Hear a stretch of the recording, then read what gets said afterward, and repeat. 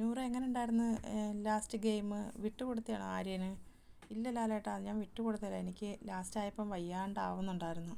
എനിക്ക് ഛർദ്ദിക്കാൻ വരുന്നുണ്ടായിരുന്നു. ഫുഡ് കഴിക്കാത്ത പ്രശ്നങ്ങളുണ്ടായിരുന്നു. അങ്ങനെയാണ് ജീവിതം. ഒരു കാര്യം ചെയ്യാം, നൂറയ്ക്ക് എന്താണ് ടിക്കറ്റ് ഫിനാലെ കിട്ടിയതല്ലേ? ആര്യൻ മോൻ സ്റ്റോർ റൂം വരെ ഒന്ന് പോയിട്ട് വരാൻ പറയുന്നത്. ആര്യൻ സ്റ്റോർ റൂമിൽ പോയി ഇതെടുത്തുകൊണ്ട് വരുന്നു, നൂറയ്ക്കുള്ള പ്രൈസ് എടുത്തുകൊണ്ട് വരുന്നു.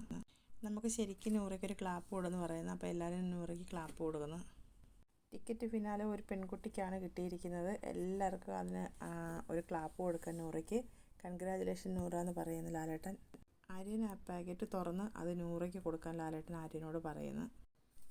ആര്യൻ അതെടുത്ത് നൂറയ്ക്ക് കൊടുക്കുകയാണ്. അപ്പോൾ നൂറയ്ക്ക് അവിടെ ഇരുന്ന് എല്ലാവരും കൺഗ്രാജുലേഷനും ഷേക്ക് ഹാൻഡ് കൊടുക്കുകയാണ്. അപ്പോൾ ലാലേട്ടൻ ആ സ്റ്റേജിൽ നിന്നിട്ട് പറയുന്നുണ്ട്, നൂറ ഞാനും തരാം ഒരു ഷേക്ക് ഹാൻഡ് എന്ന് പറഞ്ഞിട്ട് ലാലേട്ടൻ കൈ നീട്ടി കാണിക്കുന്നുണ്ട്.